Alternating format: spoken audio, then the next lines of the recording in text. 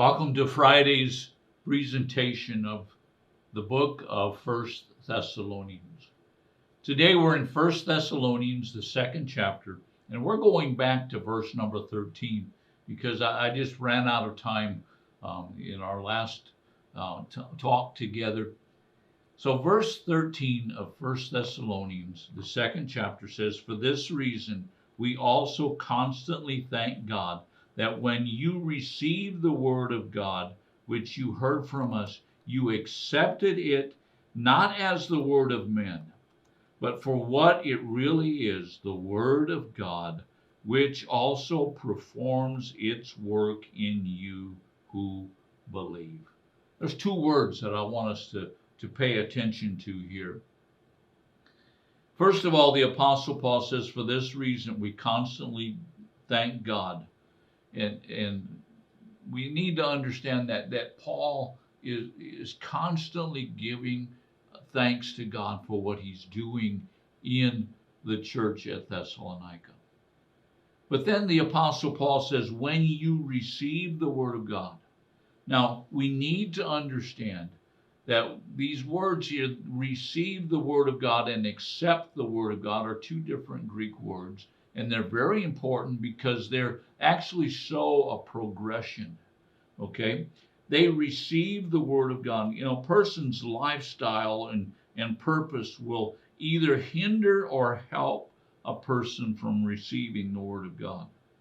Now, when a person receives the word of God, the Greek word actually means to come alongside and to take, or to take alongside of you.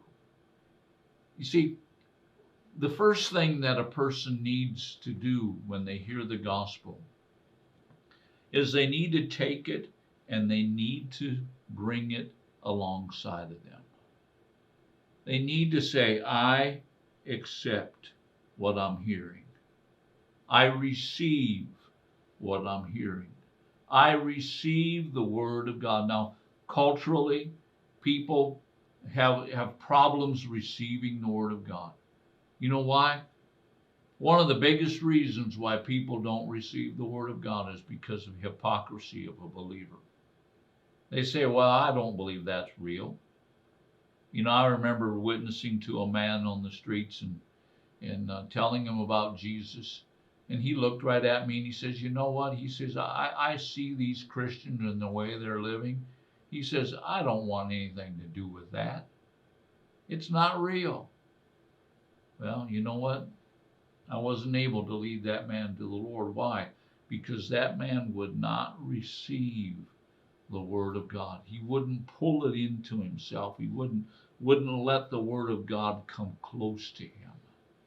And so the very first step in a person becoming a believer is to get them to say, I believe what you're saying. Now, if you're living different than what you're saying, you know what? They're not going to receive it. I remember in high school, and I was not a very nice person in high school, at least not until I got saved. But there was a guy that was witnessing to us all the time. But he happened to be on the same sports team as I was on. And he had one of the filthiest mouths. He told some of the filthiest jokes in the locker room. You know what? I wished he would have just been quiet and not even witnessed to me. Why? Because his life caused me not to receive the word of God.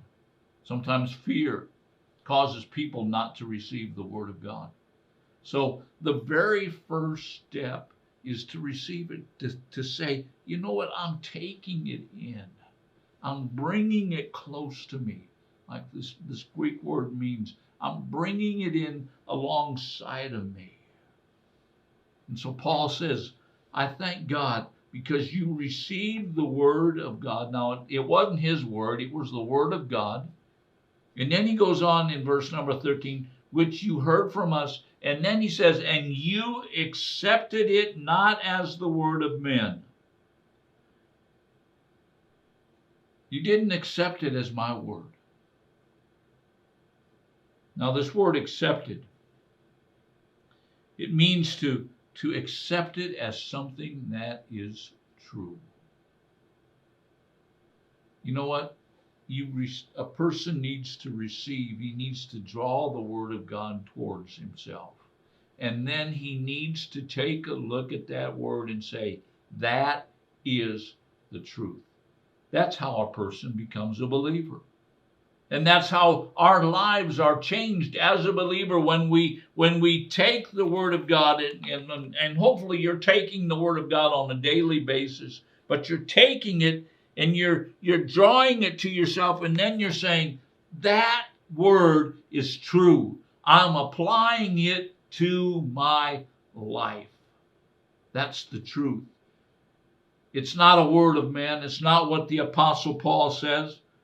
You notice that the Apostle Paul says, you didn't receive it as a word from us, but you received it as the Word of God, the Logos of God, the teaching of God.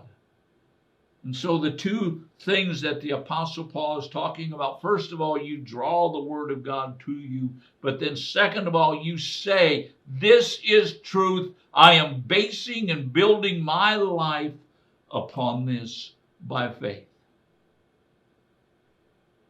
Going back to verse number 13. You accepted it not as the word of men, but for what it really is, the Word of God. And then the Apostle Paul says something so profound. And it's something that we need to get into our hearts, into our minds constantly. This is what he says, which performs its work in you who believe. What does this word do? After I received it, took it into myself, after I accepted it as truth, what happens? The Word of God, not me, not my self-will, not my self-confidence, not my willpower, but the Word of God begins to work on the inside of me. Brothers and sisters, that's how your life is changed. By saying, I receive it, I pull the Word of God into myself. And then saying, I accept that this is the truth. And then what happens is the Word of God begins to work on the inside of you, and it will change your life forever.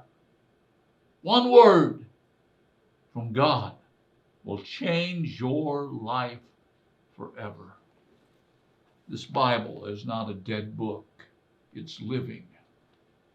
But only if you will receive it, only if you'll accept it, and then it will begin to change your life. Thank you for watching. Join us again next week as we continue our study in the book of 1 Thessalonians.